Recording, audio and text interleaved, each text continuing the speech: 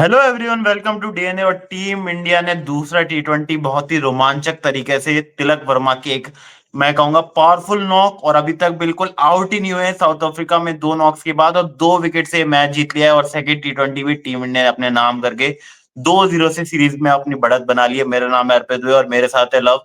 तो लव, काफी ज्यादा लग रहा था कि टीम इंडिया का अप्रोच और ओवरऑल गौतम गंभीर की जो सोच थी वो पिछले मैच जैसी थी, लेकिन इस बार चली नहीं। एक एंकर इनिंग्स जरूर हमें तिलक वर्मा की दिखी, बाकी हमें बहुत ज्यादा लैप्सेस देखने को मिले। और ओवरऑल बैटिंग भी देखे तो टीम इंडिया की कमजोर नजर आई। जी, बैटिंग ज़रूर थोड़ी-सी कमज़ोर नज़र आई, मतलब कह सकते हैं कि आप देखिए दोनों टीम्स ने जस्ट अपोज़िट बॉलिंग लाइनअप खिलाया था।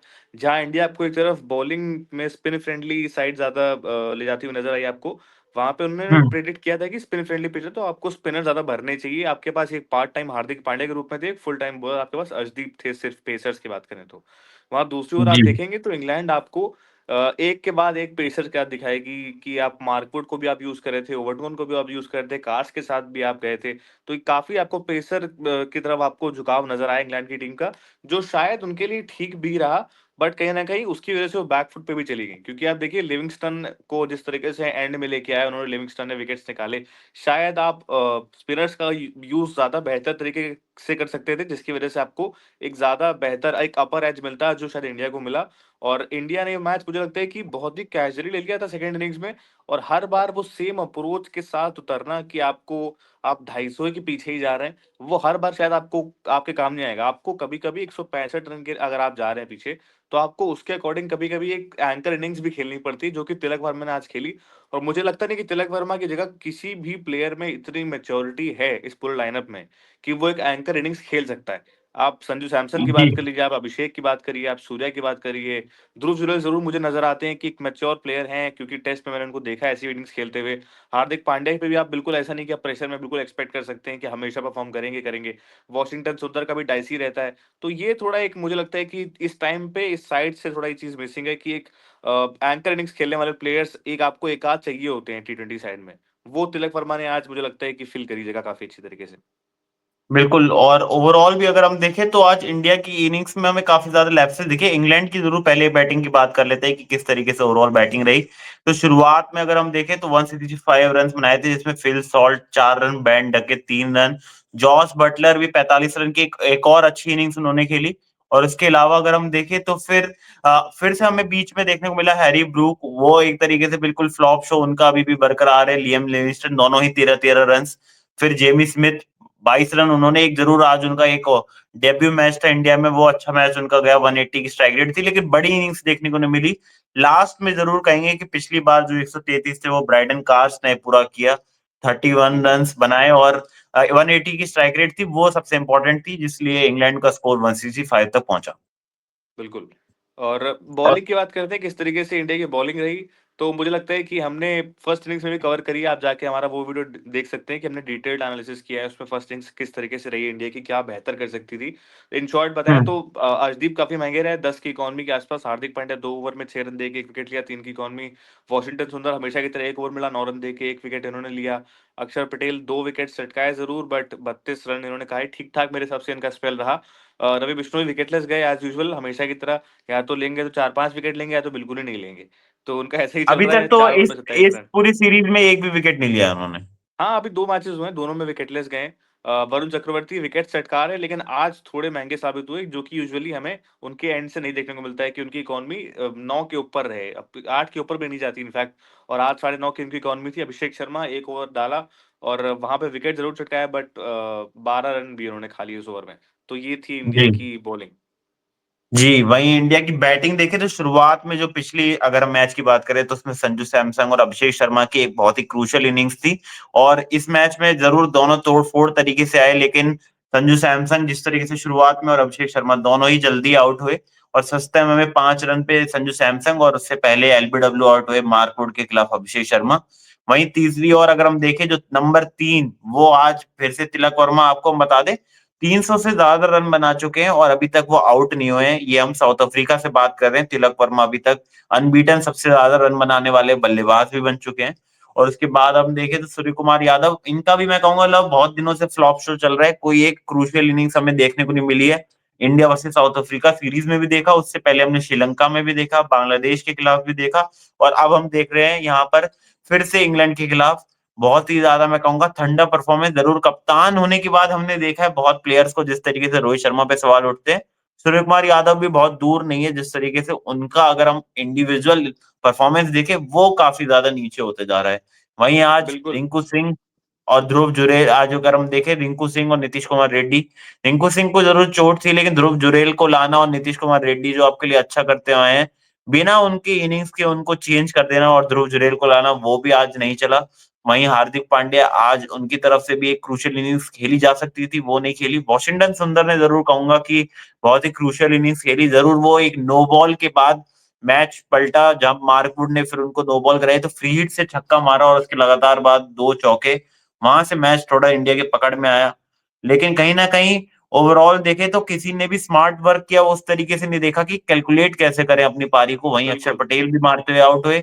अर्शदीप सिंह 5 बॉल लिविंगस्टन आदिल रशीद से दूर रखा तिलक वर्मा ने, लेकिन छठी बॉल एक बॉल उनको मिली, उसमें भी वो मारने गए, वो ये नहीं देख रहे थे कि दूसरी ओर तिलक विकेट वर्मा थोड़े डाउन मौजूद है। है।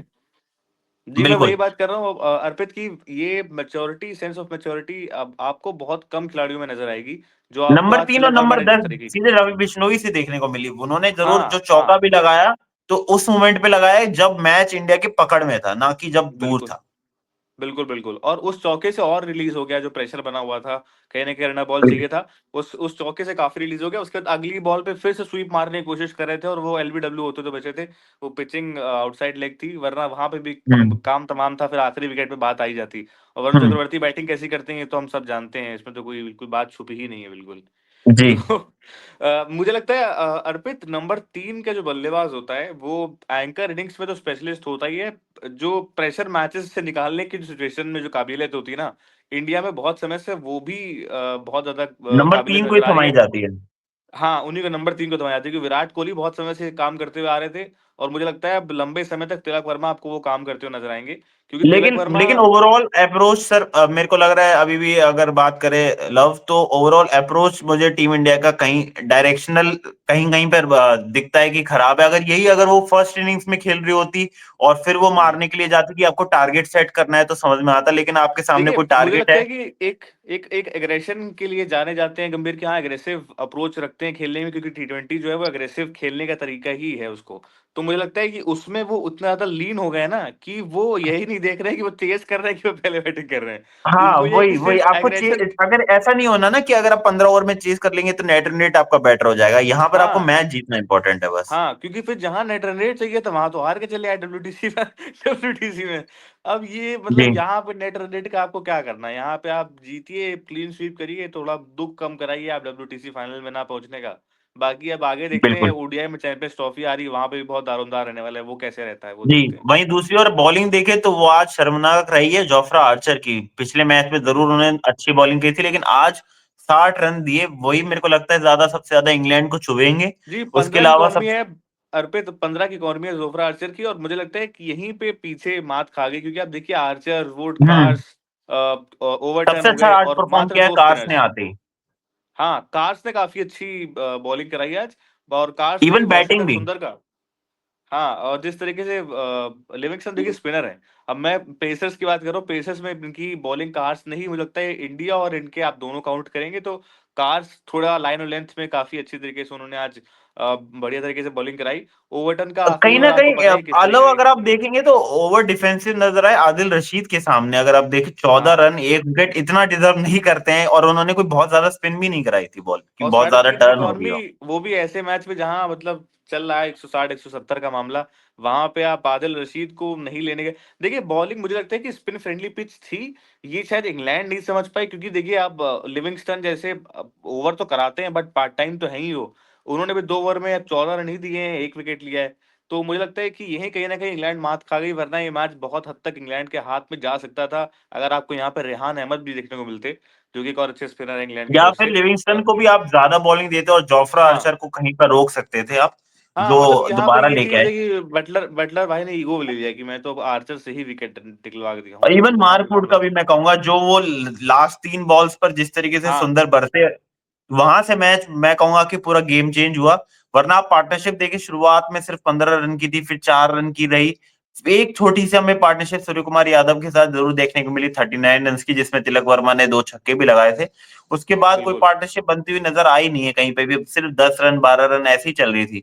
वहीं एक बिल्कुल। बीच में जो पार्टनरशिप थी वो बहुत इंपॉर्टेंट थी, जो मैच चेंज करने की थी, ये थी 38 रन की। यहाँ पर अगर एक विकेट के लिए और जाते, दोनों लेफ्टीज थे, और वहां पे लिविंगस्टन और आदिल रशीद को अटैक में रखती, तो मैच कहीं से कहीं जा सकता था।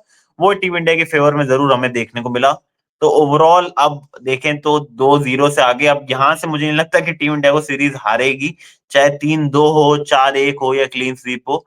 लेकिन काफी ज्यादा अच्छा काम अब कर दिया है, लास्ट ओवर थ्रिलर मैच भी आपको मिल चुका है। जो पिछली बार लोग कह रहे थे कि मजा नहीं आ रहा है विराट कोहली और रोहित शर्मा के बिना, अब मैच में उन्होंने इस तरीके का परफॉर्म कर दिया है कि आपको थोड़ा सा मजा आ जाए।